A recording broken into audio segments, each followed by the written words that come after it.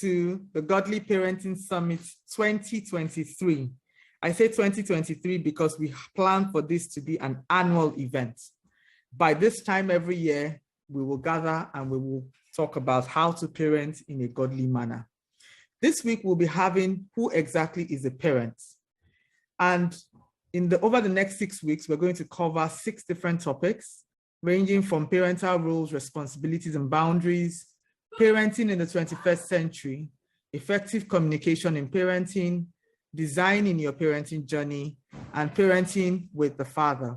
I mean, what a way to round off. If you don't parent with the father, then what are you really doing?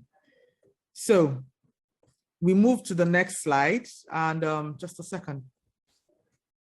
So my name is Ife Okafor. I'm the convener of this auspicious gathering. I'm a wife and a mom of 4 wonderful children.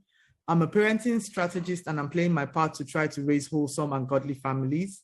I am also the co-founder of a platform called the Digital Parenting School, where we focus on giving parents and guardians the tools and the skills they need to be able to raise their children in this digital world.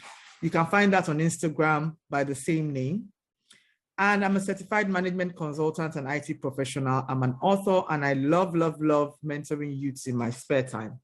But for today, I'll be taking the back seat. We have a very auspicious speaker, and her name is Mrs. Chinelo Ujubuonu. She is a very experienced mother. As you can see, she's been married 26 years, and she has 6 children. Yes, she has 6 children. She's a certified coach with the Learning and Performance Institute of the UK. She's a council member of the Qatar Educational Foundation. She's a mass communicator and an administrator with over 23 years experience in educating in values and family enrichment. I mean, who better to talk to us about who a parent is than someone that has this amount of experience? She has been involved in advocating for family-friendly policies within her community. She's passionate about strengthening and protecting traditional families the way we know them, not the families that we see these days that make us wonder. She worked in an NGO whose thematic focus is on education and empowerment of women, of young girls for 14 years, and she offers counseling services to families and runs an NGO called Ozuzu Amaka, which means good upbringing is golden. And so without much ado, I will pin Ms. Chinelo's face so that you can see her, and we start. Thank you. So, ma'am, over to you. All right. when these things are read out, I hardly recognize myself. Thank you, Fee, for the invite, and thank you everybody who have said, especially someone who said, wow, it's not a rocket science, it's just what it is, and we all have to be that. So Ife has graciously put in the goals for this session, which is definition of the parent, your parenting scorecard, and the different types of parenting styles, and who exactly is a parent. So we need to understand these 4 goals and keep it in put it down, pin it down, screen grab it, and make sure by the end of the session, if these 4 goals were actually met. If they weren't wearing them, means I haven't done a good job, but I pray that I would be able to meet your expectations on this. And therefore, I'd like to go to the next slide, Ife.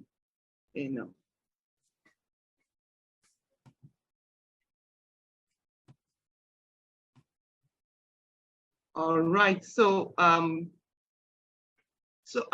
these are definitions of a parent.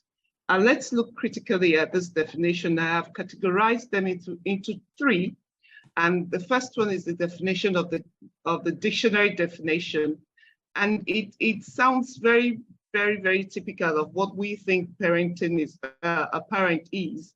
So it's a person who begets or brings forth offspring, a child, especially the natural parents of child born of their marriage, a relative or somebody who plays the role of a guardian. I'm sure most of us recognize this, and sometimes this definition may not be all encompassing, but this is just the basic. If you heard Ife, I am an advocate of the traditional parent or family, So the Christian definition is not far from the dictionary definition.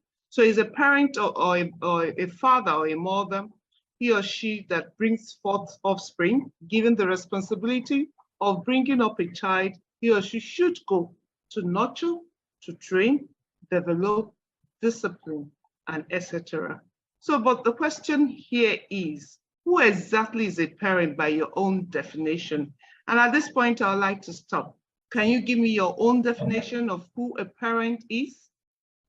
How do you define yourself? How? Is it just the definition of the dictionary definition or the Christian definition? How do you define yourself? I'd like to see answers on. Remember that if you said this is going to be quite interactive, what is your definition in, if you have to define yourself as a parent, what will be your definition? If a child asks you, you're a parent, please, what is a parent? What would you answer? What would your answer be to that child? No one? It's not dumb question. Quiet. I mean, there's no wrong answer here. Of course. And it's not jump question anyway. Any answer can, because it's your definition. It's your definition. Can we have someone, just one or two persons to drop their own definition? That's why if you were saying, please change your device name to your actual name, so we know whom we're talking to, whom we're speaking to. So what's your definition? There are some definitions in the chat box. Do you want us to chat or you want us to answer? Which one do you want us to do? Do you want us to speak? I haven't seen anyone. I haven't seen let me read out some of the ones I'm seeing. Brenda says, a parent is one whom God has gifted with a child to guide and shepherd them through life. Buki Lawal says, a person that nurtures and guides. Okolo Adobe says, parenting is the intentional act of raising a younger one rightly. And Amoge says, a parent is someone who reproduces his or herself. Thank you for this beautiful definition. Definitely all of them encompasses who a parent is. And I'm happy that we have come up with these definitions. So the one that strikes me the most is to reproduce yourself. And that's true. But how do we do that? Because we need to examine ourselves. If we want to reproduce ourselves, are we reproducing with all our defects or with all our weaknesses and strength? Or are we reproducing with with the mindset of, I want my child to be perfect? What are we reproducing? So, what the Bible says about, what does the Bible say about says about a parent? Grandchildren are the crown of the aged, and the glory of children is their parents. So you can see that it's a generational thing. Our parenting does not stop when our children are grown. I remember years back when I just got married, my father was speaking to one of a priest, actually, because I am a Catholic. So he was speaking to a priest who has been a friend of his for so many years. And he said, I thought after sending these children to university, my work is done. And the priest said, no, your work has just started. So that's where you can see now he has grandchildren. He has to still mentor his grandchildren. He has to tell stories to his grandchildren. He has to communicate and nurture them, and be with them whenever he visits. He tells them lots and lots of stories of those days. So the second definition of what the Bible says about the parent is shepherds. Be shepherds of good flocks that is under your care. If you may need to mute everybody, and then when it's time, you're mute. Yes, I've done that. Raise their hands. Thank you. So be shepherds of God's flock that is under your care. And that's why some of the definitions given by our participants are all also correct. Brenda gave a definition that fits this Bible passage, under your care, watching over them, not just because you must, but because you are willing as God wants you to be, not pursuing dishonest gain, but eager to serve, not lording it over those entrusted to you, but being examples to the flock. One thing I need to tell parents at this point is that all children are on loan. We are just custodians of these children that God has given to us. or to the people that has been placed in our care, particularly those little children or those girls that come into our house, whether we pay them or not, they are under our roof, under our care, under our mentorship, under everything that your biological child is entitled to. Therefore, they also deserve your parenting, deserve you to be a good parent to them, a good mentor to them, a good guardian to them, a good everything that you know that is good. They deserve that as well. So whatever you do, you may not be in the same capacity on the same level, but again, you're showing love, you're showing care, you're providing, you're giving all that you can give to these children. And when they leave your house, the one thing remarkable they remember is the care, the love, the mentorship you gave to them, not just the money you're paying or the schools you sent them to, but that mentorship of knowing that this child may not be mine, but as long as this child is under my roof, I must take care of that child. So at this point, I'd like to use the link to take a quiz, a quick quiz to assess your current parent scorecard. You may need to look at that. What's your scorecard? How is it?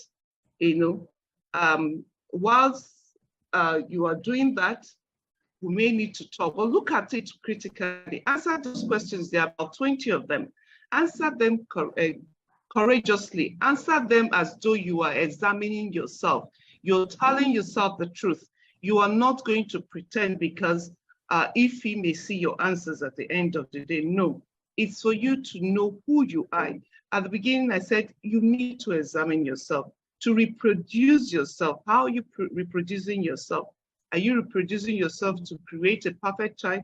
Are you reproducing yourself to make sure that this child is well tutored in order to become a fine gentleman or lady of character? Because whatever we do, even if the child is a first class in the whole wide world and lacks character, we have done nothing. That child will never be beneficial to the people around him. He will lack that emotional intelligence that we all yearn for, and he or she may not even be a team player. So what is your parent scorecard? What is it? How do you care for those children? While you're answering this, because it's something, and there's an analysis, the results there. So you need to be sincere with yourself. How many minutes are we giving them to go through this?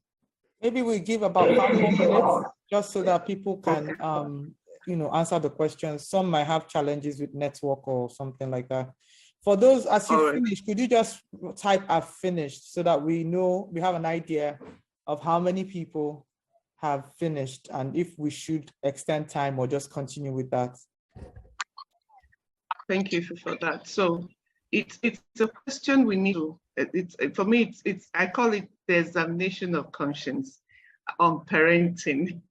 So it's if you has put it as a wholesome parent quiz, it's something you need to do from time to time.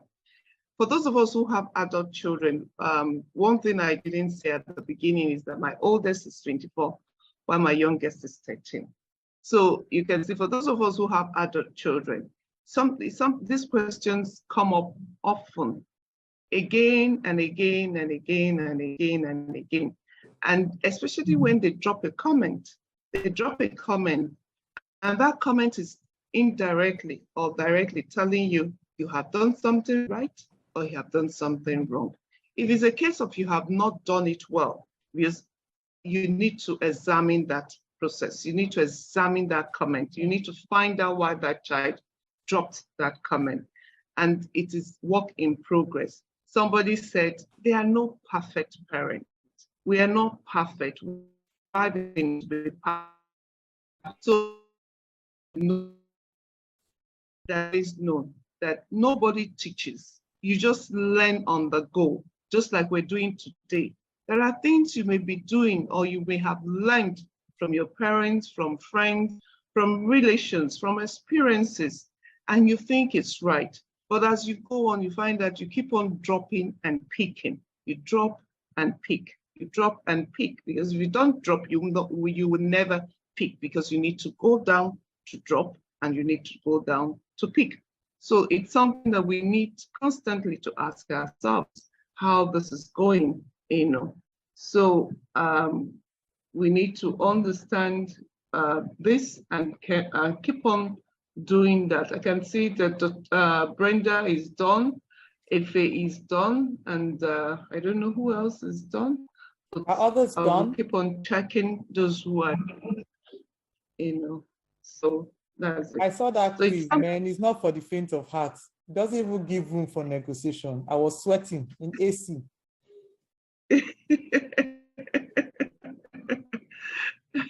On that, I was about to say that there was no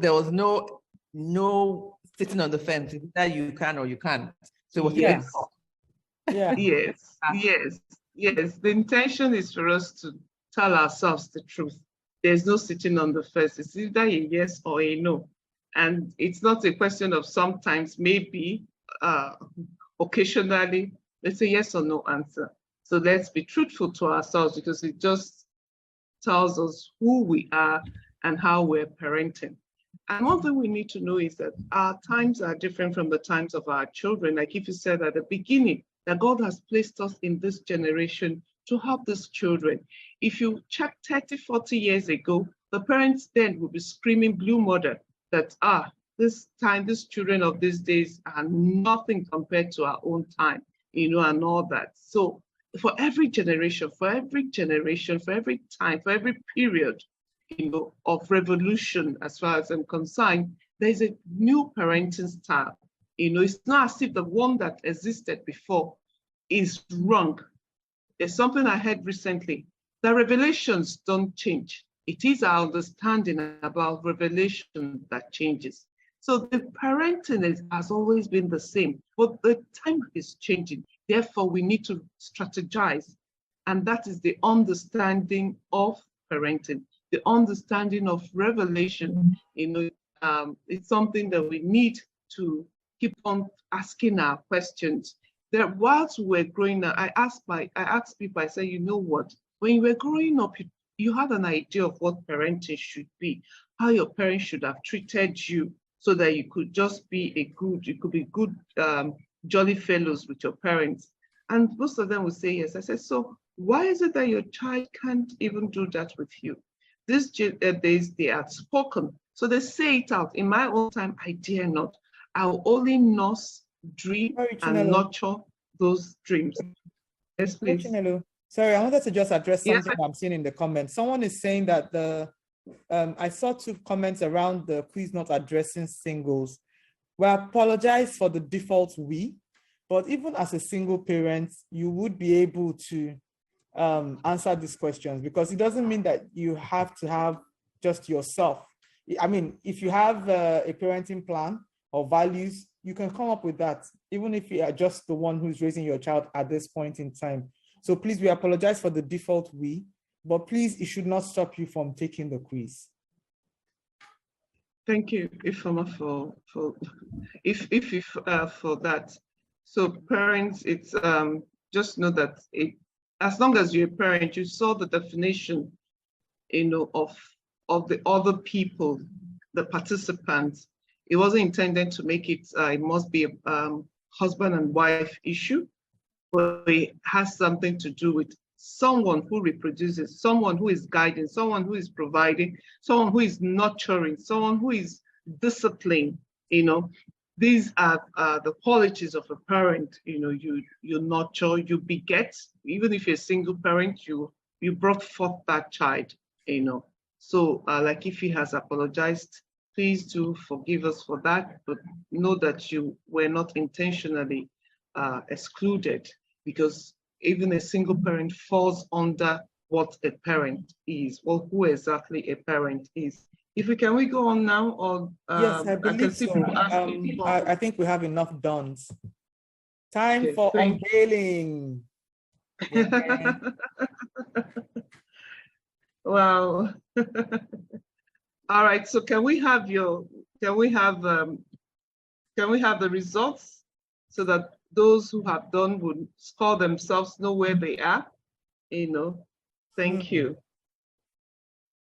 This scorecard is very steep, Sha. Chai.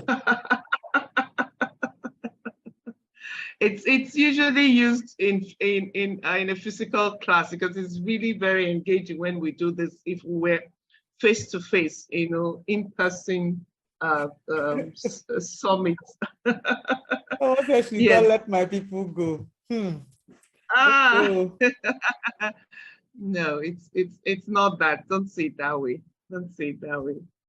It's just to help us to be better day by day, and see what we can do. I even think that people should take note of the link, and once in a while you just go back. Yes, it doesn't leave room for gray areas, but at least you can even put in your own gray areas and track your progress. I found it very interesting when I did the test. Somebody got them all. Hey, God. She got it all. Atichidelo is like, we have a new speaker in the house. Here. Yes, we have a superstar. We should sing for that I will person. be meeting somebody in her DM. Some people say we have for parents with here. young kids. Should we educate them? What did you say? I didn't get that. Some people are saying that these are not questions for parents with young kids. No, they are. They are. They are. Look at it critically. Just that probably because we're in a hurry, like if you said, probably after this seminar or this session, just quickly go back to it and look through it. And if you have questions, because I don't believe that I know it all. I believe I keep on learning. So if you have questions you think that could be good for young parents, please put it on, send it to Ify, or you put it in the WhatsApp group. There's a WhatsApp group in case you. Oh, so someone said I couldn't open the link. Probably something is wrong because others have been able to can I suggest something? Because so that we are able to move forward, right? We're going to extend the conversations in the WhatsApp group. If you haven't been added to the WhatsApp group, or maybe you didn't click the link to join, we just kindly indicate, we'll share the link to the WhatsApp group. Chiamaka, could you do that? Because what we plan to do, we know that 90 minutes may not be enough to cover everybody's situation. But for those who said that the questions are not for young children, I see specifics about social media. We can have those conversations in the WhatsApp group. This test was just to sensitize you to things that we need to be looking out for as parents in this time.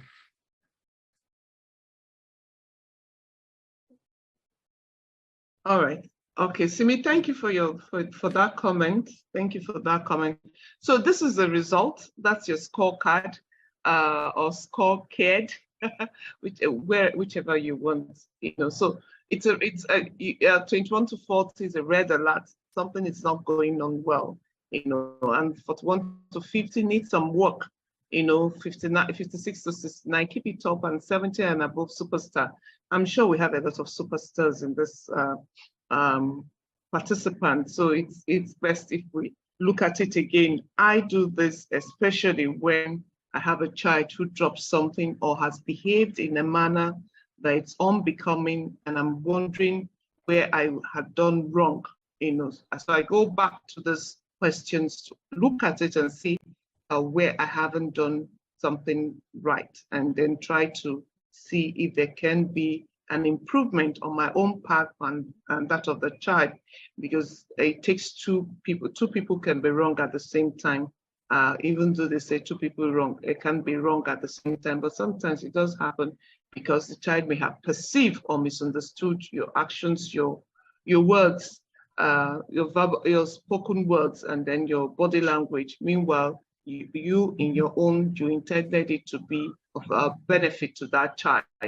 So did you get a low score in the quiz? You are not a bad parent, and that's what I was saying.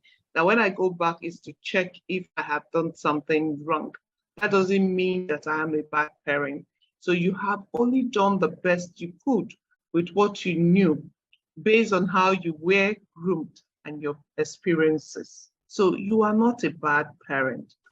your parents, how were you parented while growing up?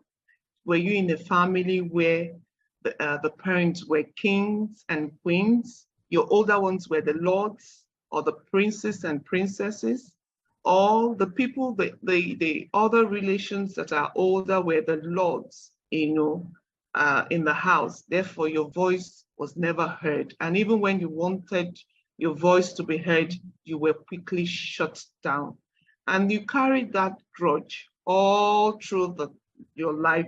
And once you have a child who exhibits that same character that brought you down at that time, you begin to wonder that this child may not succeed and begin to parent the way you have been parented. And the difference between our children these days and even the young, I tell people, go to the village, drop your phone, and an inquisitive child nearby will pick up your phone and start operating that phone. He's in the village. Because they are the natives. No matter where they are, the technology has not been exposed to this child, but this child can quickly and operate a phone, a smartphone, even when he has never seen one, because they are natives, they own it, the technology is theirs. But you as a parent, when you buy a new phone, what happens is that you begin to call the children, please, oh, come and help me. How do I do this? All the language, English they're speaking here is too much for me. I'm sure if you will explain that better, if she has, while some of us, and it happens to most of us, our parents, their grandparents. So the grandparents come around and said, please come and help me. Like my father now, for him to use his mobile banking, he needs somebody around him, Like even when you have taught him, tomorrow you need to teach him again. Not because he's not intelligent enough or because he's not educated enough. It's just because this isn't his priority. What he knows that you walk to the bank, you fill a teller, you collect your money. Now you're being told that you can just send money to somebody through the phone. And some of them are skeptical because they've had so many gory stories about mobile internet fraud, bank fraud and all that. So they're also skeptical about what all this technology is all about. Then, do you have an idea how you became the present you? So type your answer. Do you have an idea, which I have given? In fact, I fast forwarded this slide by telling you probably this is what happened when you were growing up. So do you have an idea how you became the present you? Some said parenting, it has to be intentional. Yes, Simi has said everything around her made her the economic, financially, spiritually, socially. These are things that have molded her to become who she is today, So that's Simi, thank you. So that's it. That's what I am, and that is what we are. How you were parented greatly influences how you're going to parent your children. Well, that method, that style that you're using, is it what really matters now? Or are we just going with the flow? Are we also, it may not be, because I know there's some people that say, I will never parent my children the way I was parented. Yes, I feel you. But sometimes what you have chosen, the style which you have chosen, is it the best for your child? Is that what you want? You want everything to be fine and okay? There's no tough love, I can see so many, my experience with things around me, especially during my childbirth years, was going with the flow, but need to pivot for my child. Yes, it's true. Sometimes we go with the flow. We become the Joneses and people follow us, or we follow the Joneses, whichever we are. Are we an influencer or influencee? And that's what I tell my children. You need to mold your character so that you become an influencer, not an influencee. You don't have to follow the flow, So that's a question we need to ask ourselves daily. Do you have an idea how you became the present you? Because that would actually determine the kind of parent you are. So constraints of a parent, you were engineered by your parents and you are modeling. And that's what I've been saying this past few minutes. I'm just fast forwarding the slides without getting there.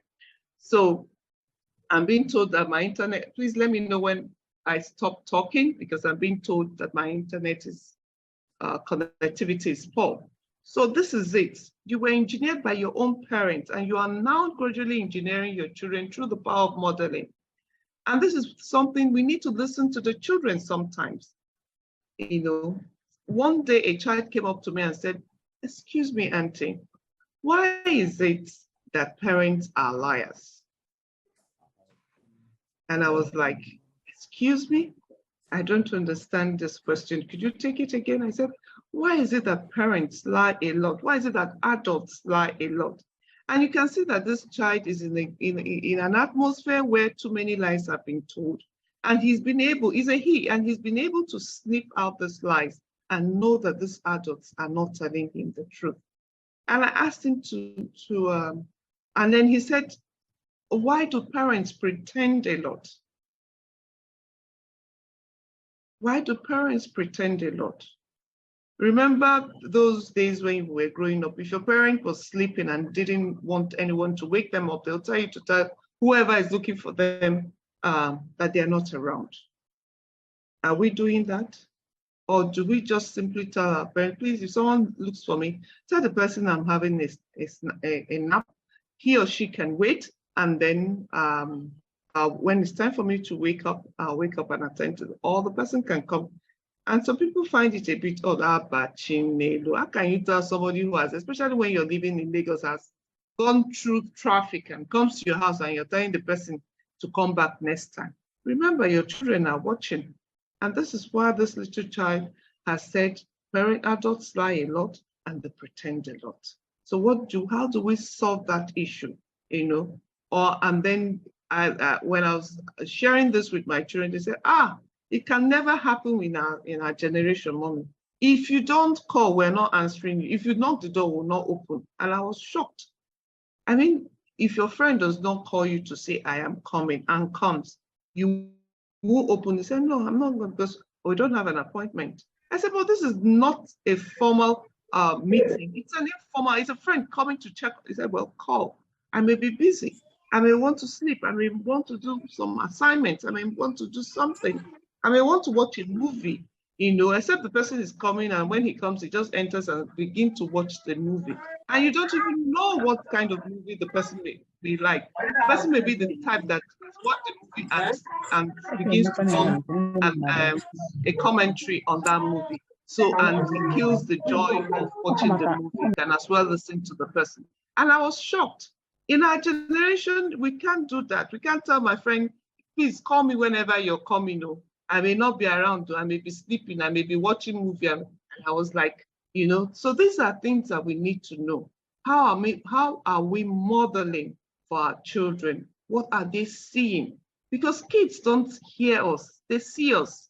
If you say A and do B, they're two different things. So now you have the opportunity to do what? You now have an opportunity to parent the way you know it best, So what is it? How are you parenting, So you now have an opportunity to rewrite your parenting story. I think you need to move the slide, please. So you have an opportunity. Yes. There's some parents you can't say, there's some friends you can't say no to. When the children come to you and say XYZ is looking for you, you jump up from the bed. But this generation of children, they're telling us that we cannot and we should not. So you have to rewrite your parenting story, especially if you are within the group of the red alert. You need to rewrite your parenting story. Our parents have done theirs differently. We need to understand our children. So this is the tale of four parents. You have the preacher, the martyr, the sponsor, and the hero. So if you have, in all this four, some will say, oh, I'm the preacher. Some will say, oh, I'm the Martha. Some will say, oh, I'm the sponsor. Some will say, I am the hero. But who are you? Can we define this type of parent, the parent story? So the preacher, I'm sure most of us will recognize ourselves within this ambit of explanation. This parent is highly disciplined and religious. He or she and seeks to bring the child up in the way of the Lord without understanding the right way. So ends up with rules and regulations. Am I the preacher parent? The greatest fear of this parent is what people will say. So they tend to cover up a lot, and this self-sabotages eventually. That is it. So the preacher parent, what am I a preacher parent? Do I care what people say about me, myself, and my family, and my family, particularly my children? And that's why I'm an advocate of community parenting. If you are within a neighborhood and you notice something, please say it to the parent. They may not like it because we're too individualistic and we want to mind our business 24/7, every day of our life. Mind your business. I'm not going to mind my business because I'm not looking at a child. I'm looking at his soul. I'm looking at the inner being of this person. I'm looking at the human dignity of that child and his parents or her parents. That's what I'm looking at. A friend of mine who works with the airline says, we call you people passengers.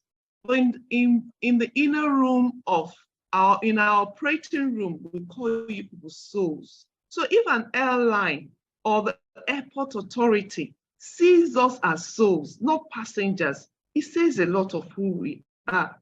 Are we looking at ourselves as just that neighbor?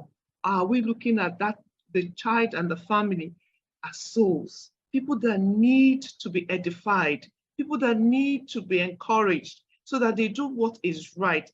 My right may not be their right, but you have spoken out and you have told them, this is what I have observed, why you're not at home, this is what I see, I think you need to. Yesterday, I was coming back all the way from Abuja and just getting into I'm speaking to you all the way from Oka, by the way, for those who know me. I stay in Lagos, but I'm talking to you from Oka. That's the beauty of technology.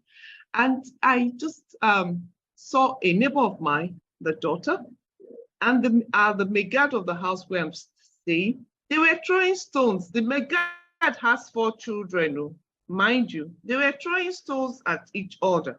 I said, later I'll go meet the mother to say, I noticed this. In fact, the driver now said, Madam, he said it in Igbo, this is how it starts. And I asked him, what starts? He said, Madam, you're an adult now, you should understand what I'm saying. But truly, that's how it starts. Before you know it, that young girl of 13, 14 years gets pregnant. And nobody was, I just sent her on errand and I don't even allow her to go out. So this is it. We just need, so are you the preacher parent who cares just for the good so that I appear good before people and don't even know the inner beings of my children to understand them, how they feel, to hear them out? Am I the preacher parent?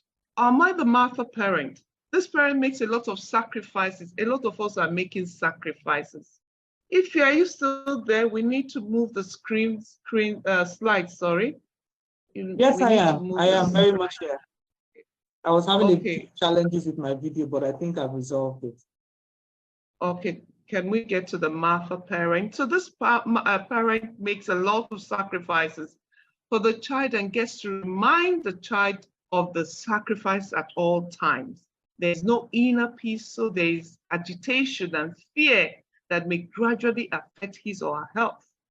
We're always agitating, we're always anxious, we're always overthinking. This parent is the one that I call the helicopters. They're the ones going round and round and round. Don't do this, don't do that. There, be here, be that, be this, be that. You don't need to. When I was working full-time 9-to-5 job, I had this mechanism that I used for my children. Like if he told you, I have 6 children. And at that time, my oldest was in primary. My oldest was my assistant, like I used to call him. So when the school is over, because the school they went to, the primary school they went had a lot of grounds. Those of you who know Lagos very well, Maryland Convent Private School, Maryland, within the axis of Ikeja. And each set of, they have the nursery, the lower primary and the upper primary. Every of this section of primary sections have their own playground, and then they have a massive football ground. They have their own playground. So what I do for my children was ask the oldest to go pick his brothers, and and then end up to the youngest person's class. If they need to play, there's a playground there for them to do the playing. You don't need to play on your own playground, even though the school says that playground is for that particular session. But because he's minding his younger ones with the youngest one, they need to be at the youngest playground, and then he can do his, because he loves to play football. So he didn't, not every time he got it right. Sometimes I find him in the football pitch while he has gathered his younger ones in that particular class, and then he goes off to play his football. But the fact is that I was certain that these children were together. I didn't have to break my head to understand why this is so. And because once I pick them up, I am going home, I'm not going back to the office. So I needed to work extra hours, including the traffic that will get me to their school. And from there, I go home with the other children. So there is no inner peace. You're just agitating. You're afraid of what will happen. Let the children make mistakes. They learn from these mistakes. I laugh, like I keep on sharing this story because I was in a club, a sports club, and somewhere in Lagos, and then I noticed 2 parents. One was a foreigner, the other one was in Nigeria, and there was a stack of plywood somewhere, and then this foreign child, this expatriate child, was busy jumping around, playing, discovering the area. And the mother just said, let me use the boy's name as John. John, be careful. While the Nigerian mother shouted out the boy's name, let me say the boy's name is Peter, and said, Peter, calm down, leave that place. Typical of us, typical, And of course, Peter went back to the mother and sat down and was sulking, while John was still playing and discovering his environment. And this is something we're always protecting our children, So the sponsor parent, we know that many of us are like this. Some of us, are like this. Money speaks for us. Money takes care of everything. I have a sister who is an ophthalmologist. She said she had a patient who was 10 years old. The driver was the one who escorted this child to the clinic. And then he had the latest iPhone. And she was wondering, she said, oh, that iPhone must be for your father or for your brother or your mother. I said, no, it's mine. Oh, really? What did you do to deserve this? She said, oh, it was for my 10th birthday. The latest iPhone, you know how much it cost? And then she was looking and was very entitled child, telling the driver, commanding the driver, and she was just looking at me and she said, we're gradually raising monsters. Because if this 10-year-old could talk to a middle-aged man because he's a driver, then you can imagine what will become of him when he's an adult. So yeah, the money is the name of the game, and the ability to send a child to an expensive school and provide the best of everything. Sending your child to the expensive school is not bad at all. It's just that you want to leave that child in the arms of the school so they do the parenting for you, and then everything is okay.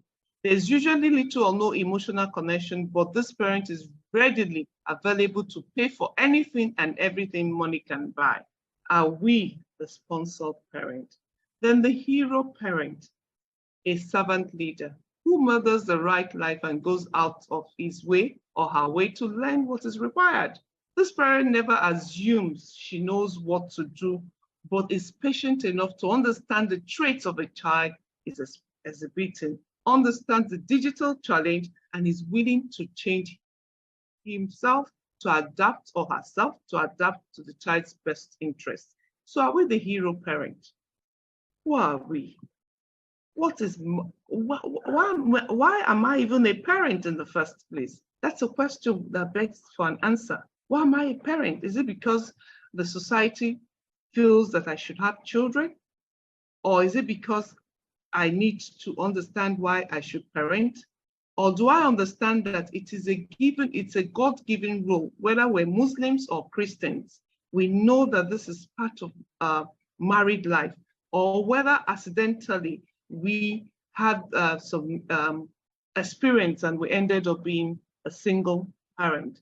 Whichever it is, now that I am a parent, what am I doing? How am I parenting in order to understand my children and for my children to understand me?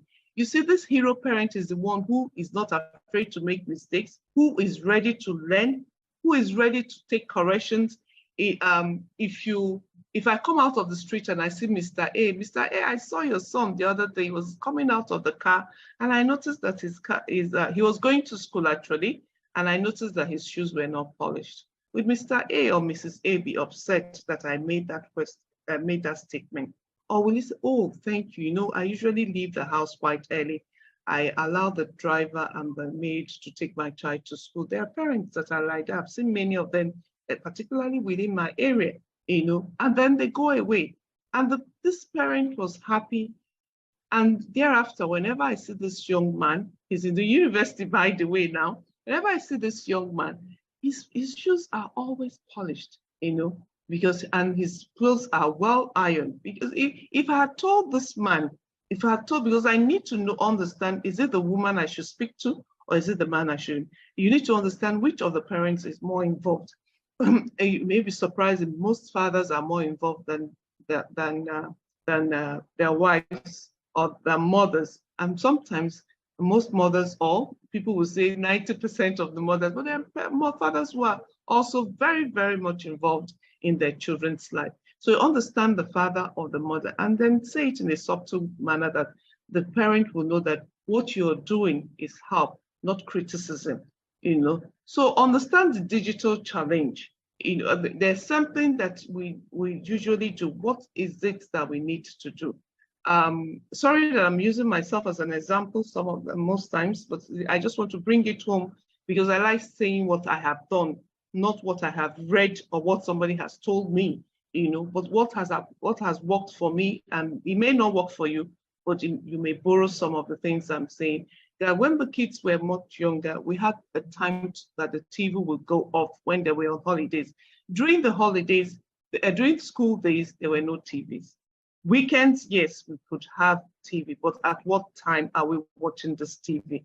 And then when they're on holidays, at what time are they watching this TV? And when it's time to switch off the TV for them to go to bed, they do that at the exact time. When it's time for them to go and play, and it's time for them to come upstairs, come back to the house, they come back to it. I didn't even realize that the kids were keeping to this strictly until one day, a neighbor of mine, the husband usually isn't around, but he was on leave and noticed that whenever these children come around and play, they leave at a certain time. And then they asked the wife, why? That's how Chinelo says 6 o'clock, they must be in house. So by 5:50, they are running home to be at home. And they know what awaits them, the consequences of what awaits them when this doesn't happen. Please, parents, allow your children to play. Allow them to play. It helps them in their development. Even if you're afraid that send somebody that will be with them so that these children can expand their energy. I'm talking to younger parents now. You know, the teens would rather stay indoors and fiddle with their phones and all these smart gadgets they have. You know, so, and when it's time, have a visitor, and exactly they forgot I had a visitor. They went and switched off, and the woman was like, why did they switch off? I just looked at the clock and I noticed it was time for them to go to bed and switch off the TV. And I had to explain to that woman, She was happy to hear that, you know. So these are some of the things we need to do to understand and explain to them, because now they are doing it on their own. I don't need to talk to them. I don't need to shout at them for them to do this, because they know that it is good for them and why it is good for them. You know, so that's the parent. So who exactly is a parent? After all this that we have said, who exactly is a parent? Who exactly is a parent? You need to ask yourself, who exactly is a parent? You know, so a parent are teachers, you know, leaders, they are guides, protectors, provider for children. This is a statement, a quote that I got. And I love this lady. You need to probably check out some of her quotes, but I love this quote very much. Parents are teachers, they're leaders, they're guides, they're protectors, they're provider for the children. In other words, they are coaches.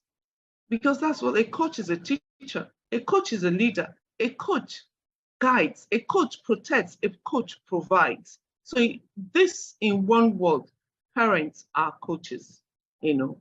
So a parent as a teacher, parents have the primary responsibility for the education of their own children.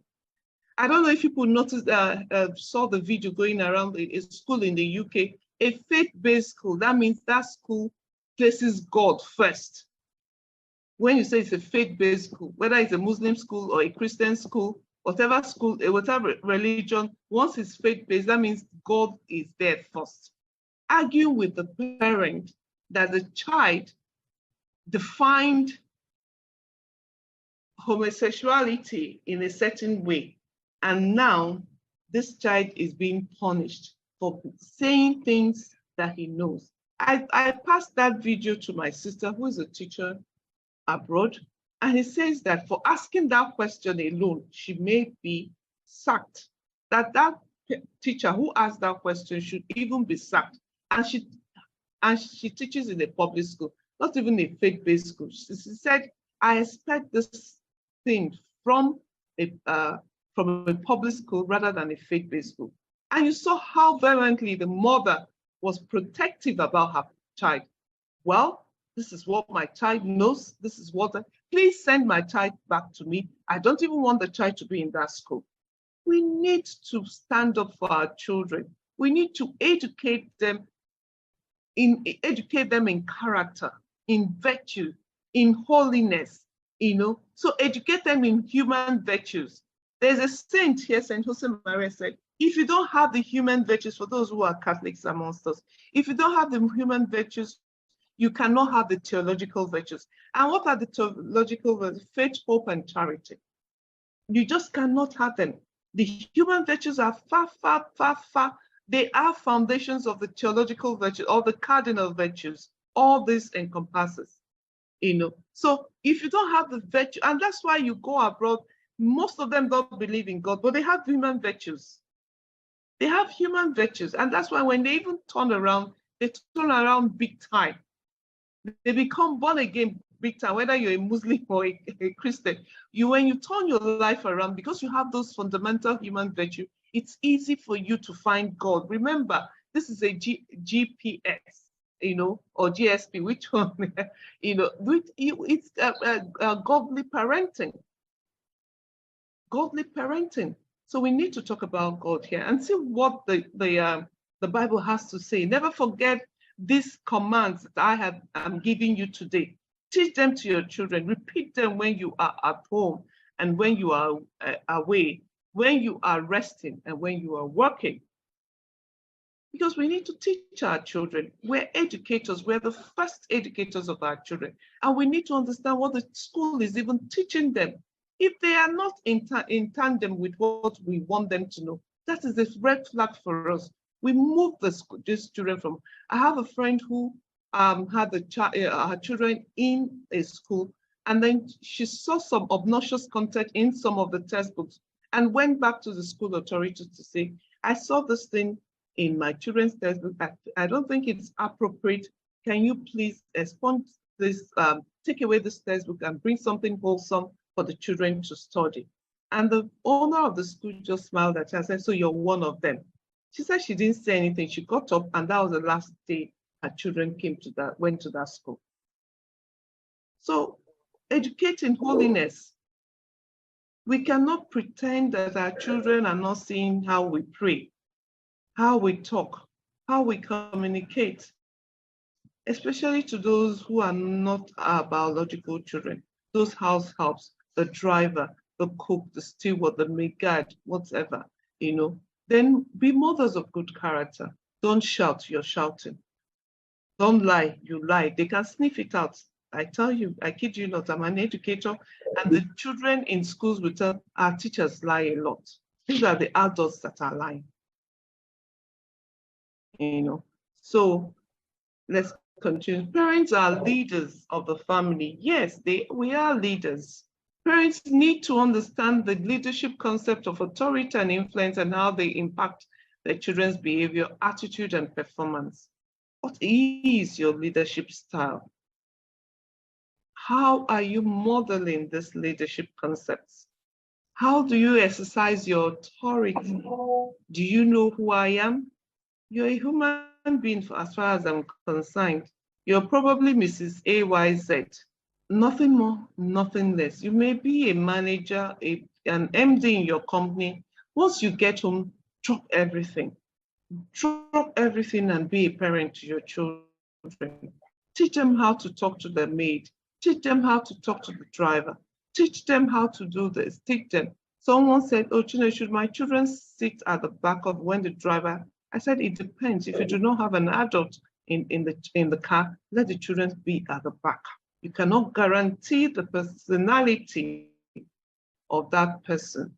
You don't know what the person is, So parents also need to be coached, like in their parenting, encouraging, motivational, yet firm when the need arises. And Ephesians 6:4 says, and you fathers, do not provoke your children to wrath, but bring them up in the training and admonition of the Lord. And this is when your children, when they're in the teens, when they think they are now the Lord and master of themselves, when they think they can do I was in a gathering, I was giving a speech somewhere, and a young girl, she was with her parents, it was a family gathering, and the young girl said, when should I stop listening to my parents? I said, the very moment you pack out of the house, you pick up your bills, then you can. Parents. And just like if she's laughing, everybody laughed that day. And the parents were like, oh, finally, somebody's telling this girl the truth. And then she just sat down and smiled. She said, but Ma, you haven't answered. I said, I have answered your question. When you start picking up your bills, you can stop listening to your parents. I kid you not. Because when the child starts picking the bills, she will understand what the parents are doing for her. So we need to do that. Raising a parent as a guide. So raising children can be likened to shepherding sheep. Parents take care of the sheep for the owner, God. Today's Sunday in the church, in my church, is called the Good Shepherd Sunday, or the Vocation Sunday. And at this point, I would like parents to pray for their children's vocation. And what can be that vocation? Apart from the professional,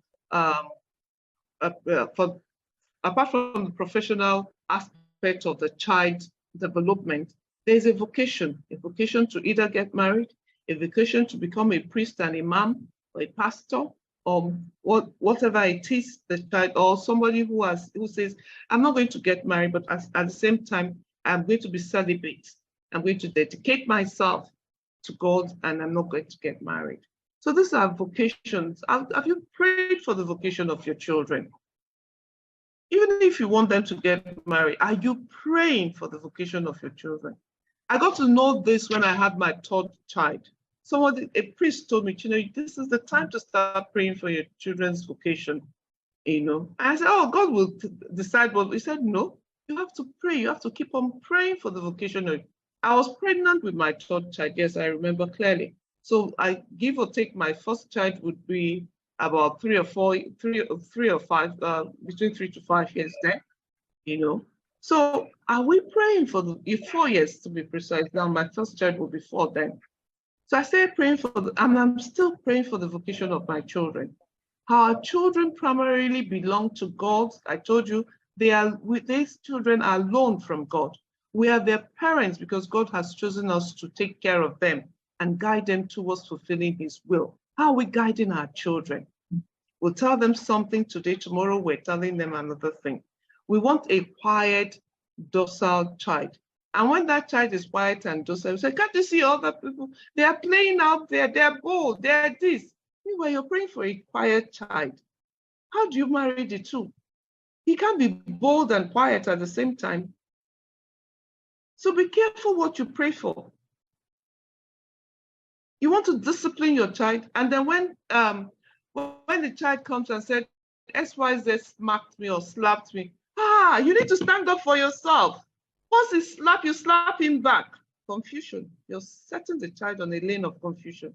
Meanwhile, you're telling the child, oh, well, don't be careful, don't look for trouble. If anybody will walk away and the child comes back with a report, and you're saying, does that child have two heads? Beat him back. Their parents will tell their children this.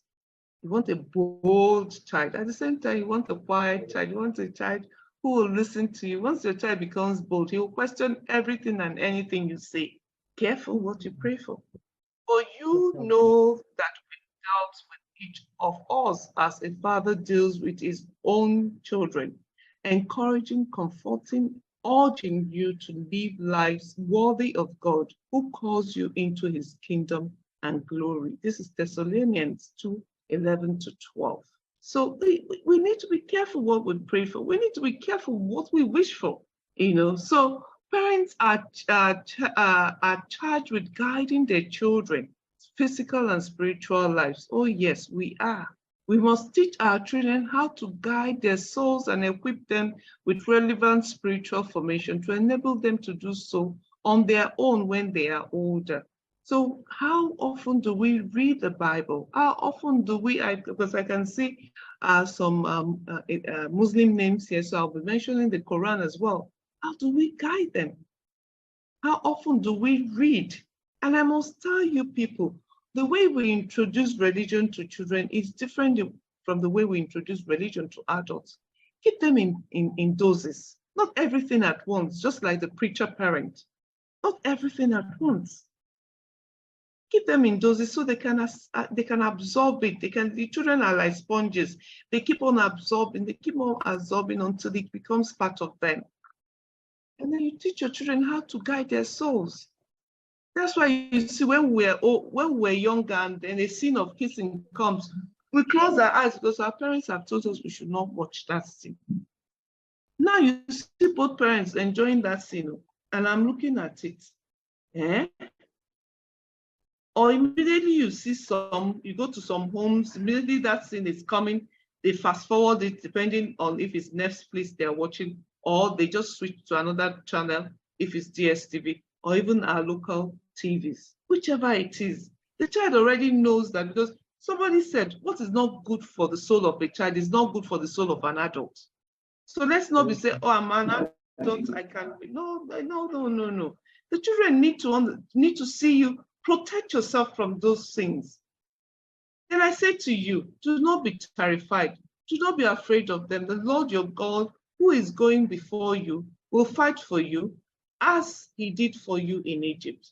Before your very eyes and in the wilderness, there you saw how the Lord your God carried you as a father carries his son all the way you went. And that's what we need. We need to nurture these children, guide them, protect them, carry them without being the master parental. That's why sometimes it's good for us. That's why even God allows us to make mistakes. And that's why we'll come back to him to say, I am sorry. The child needs to understand that he is sorry. I have done something. Okay, do this. A child told the parents, I want to do this. The mother said, I have been observing you all these years. You cannot do this. This is the profession I think you should do. And the child said, no, I need you. I want to do what I want to do. And the parents left him. He did what he wanted. Halfway, he found out that his parents were correct. He was just damn too lazy to follow his God-given gift. You're supposed to be a science student. You want to be an art student. Halfway, you find out you cannot cope. You now went back to science. So it allows we living for our children. My father told me that the legacy is living for me is my education. He didn't have anyone to send him to school.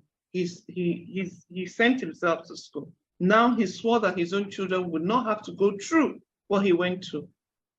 So he has given us legacies, education.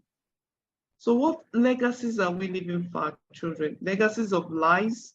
You know, sometimes when I'm talking and I ask people, especially when the men are there, I ask them, I said, please, so this politician, sorry, I'm getting a bit political. These politicians, didn't they have parents? Were they not brought up? There are people who compromise their values because of bread and butter. There are people who send their daughters because they want something, material gains from the sojourn they're going to embark, not thinking about what God wants from us. This child you have given to me, what do you want from this child? Well, how do I help this child to harness and even understand the gifts you have bestowed on the child? And whether we like it or not, as mothers, it is important that even if our husbands are not in tandem or do not agree with us, you don't need to argue. All you need to do is just go down on your knees and tell God that this thing that I think I know and is right, please make it possible. It works. Except if God is not behind that project which you have for that child or for your children. But if it's a project that God has ordained and you pray, it will work. So what man of you, if his sons ask for bread, will give him a stone? Or if he asks for fish, will give him a serpent? If you then, who are evil, you see, know how to give good gifts to your children, how much more will your Father who is in heaven give you things to those who ask him? That's prayer. I told you, you need to go down on your knees and ask God, this is what I want, except if God is not in agreement with you. But if God is in agreement with you, it will come to pass. It may take time. Look at this story of a boy. Do engineering. No, I'll do mass communication. Halfway, he found out that, oh, I think I can do engineering. No, I like it better than mass communication. 2 years gone down the drain. School fees in a private university gone down the drain. But when he retraced his step, his parents said, okay, welcome back. Thank you. You now understand. Okay, apply for engineering. We have it. But do you know that if the parents said, no, you must finish that mass communication before you start, that boy, the remaining 2 years of his life will be miserable. But that child, not only did he go back to the university to study engineering, he has become one of the best students, most behaved, that everybody is asking, where is this child coming from? Meanwhile, this child at home was perceived as a naughty person. That's the provider, the protector. So today's parents, sorry, I tweaked this from Albert Hofer, who said illiterates, today's illiterates will not be those who can read or write, but those who cannot learn, unlearn, and relearn. So I have tweaked it to suit the purpose of what we're doing today. So today's parents must not only provide for their children, but also be ready to learn, unlearn, and relearn. That's what we are. This is the generation we find ourselves. If you look back 30, 40 years ago, I am sure the parents of those times had to learn, unlearn, and relearn. The only difference now is that there's technology now. These children are facing an enormous challenge that we never did.